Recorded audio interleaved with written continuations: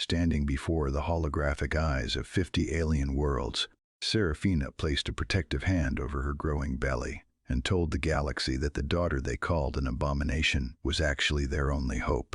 The Archon's jaw tightened, his luminous skin flickering a violent rhythmic crimson as the silence of the crystalline hall fractured. The truth is a heavy burden, but the secrets of the stars belong to those brave enough to listen, so subscribe now to ensure you never miss a chapter of our shared history. Now, let us look back at how this defiance began. 3 months earlier, the air in the diplomatic suite had tasted of nothing but sterilized oxygen and the bitter scent of Elias Thorne's cold tea. He sat across from Archon Valen, the Astrari leader whose every movement was a calculated display of predatory grace. Valen's eyes, swirling nebulae of gold and violet, drifted toward the human diplomat with a look that bordered on pity. "The Alliance is a fragile thing, Ambassador," Valen had said, his voice echoing like glass on stone. "To honor Sol 3, the Empress offers my sister, Lady Serafina, a union of blood and light."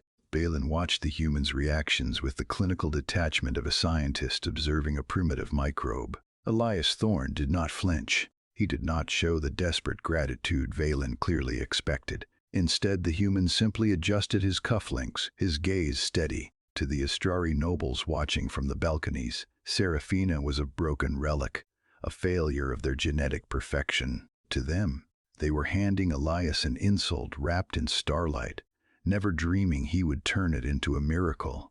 In the weeks that followed, Elias moved through the crystalline halls of Astraeus Prime with a quiet, observant dignity. He saw how the Astrari looked at Serafina, or rather, how they looked through her.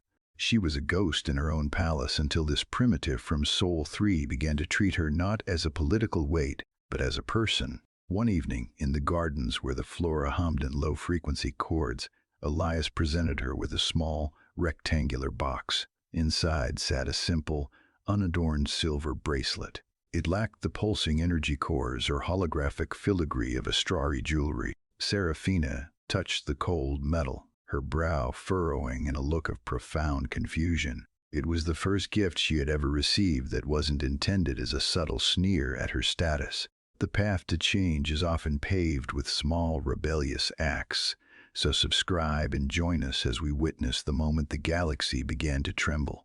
Elias had spent his nights deep in the embassy's restricted archives. He discovered the truth the Astrari tried to bury. Serafina was barren, a biological impossibility in their perfect society that made her a social pariah. In a galaxy of rigid perfection, he realized, humanity's greatest weapon was the refusal to accept impossible. He didn't see a flaw. He saw a biological puzzle that Astrari arrogance was too blind to solve. He began to consult in secret with Sol 3's leading xenogeneticists, hiding his data pings behind layers of diplomatic encryption. He watched Serafina's posture change as they spoke of Earth's oceans and the way humans found beauty in the jagged, the scarred, and the uneven. Slowly, the broken princess began to find her voice. The acceleration of their connection was not merely emotional. It was a quiet revolution of the blood. Under the guise of traditional human wellness rituals, Elias introduced Serafina to a series of targeted Terran enzyme therapies. Archon Valen watched through the palace's surveillance feeds, his lip curling as he saw the human diplomat guiding the lady through rhythmic breathing and the consumption of strange, organic earth tinctures. Valen saw it as a desperate, primitive attempt to cope with her inadequacy, never suspecting that the human's medical curiosity was dismantling a million years of Astrari biological dogma.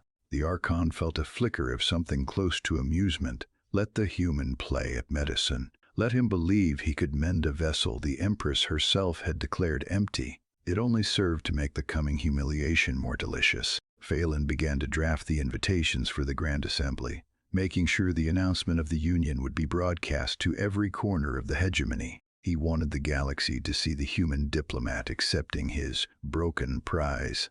The time has come to see if starlight can be mended by human hands, so subscribe now to be there for the next grand revelation. The linear build of months reached its breaking point on the eve of the assembly. Elias stood with Seraphina in the diplomatic garden one last time. He reached out and touched the simple silver bracelet on her wrist. The metal was warm from her skin, a conductor of the quiet strength they had built in the shadows. He didn't speak of love or politics. He spoke of the future. The daughter they called an abomination had a heartbeat, now a frantic, stubborn thrum that the astrari scanners had been too sophisticated, too rigid to even look for. And now, back in the crystalline hall, the air was thick with the silent mockery of 50 worlds.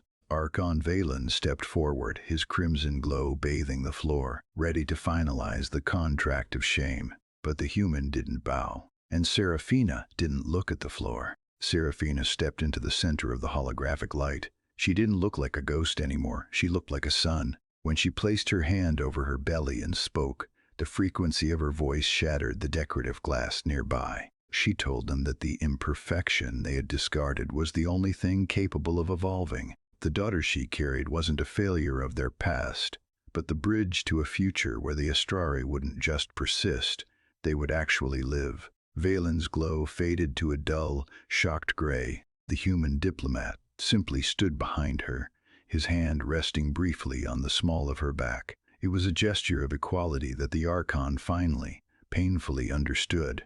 In the quiet hours after the assembly, the palace fell into a different kind of silence. Not the silence of a tomb, but the stillness of a held breath. Seraphina sat by the window of the human embassy, watching the triple suns of Astraeus Prime set. She looked down at her wrist. The simple, unadorned silver bracelet caught the fading light. It was no longer a sign of her confusion or a primitive's pity. It was a mark of the simple, human respect that had grown into a miracle. Her value was no longer a calculation made by an empress, but a truth she held in her own skin. A single silver circle, gleaming against the dark. If you believe that the most powerful things in the universe often come in the simplest packages, what would you have risked to prove the Archon wrong? Subscribe to join our next journey into the unknown tomorrow.